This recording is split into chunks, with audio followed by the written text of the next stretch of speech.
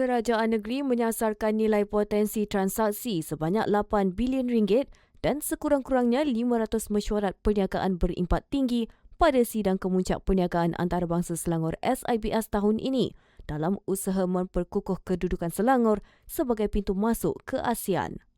Exco Pelaburan, Perdagangan dan Mobiliti, Eng Zihan berkata, sasaran itu mencerminkan usaha negeri untuk menarik pelaburan berkualiti serta memperkukuh kerjasama antara pemain industri menerusi sidang kemuncak tahunan berkenaan. For this milestone 10th editions, we have set ambitious yet achievable benchmarks.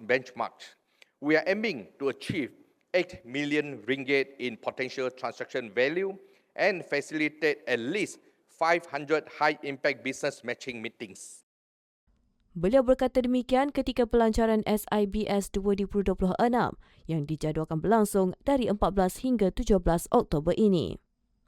Tambahnya, sidang kemuncak edisi ke-10 tersebut bakal menampilkan 7 segmen utama serta 2 komponen baharu iaitu Selangor Tax Fair Summit STS dan Selangor Career Outreach Scout.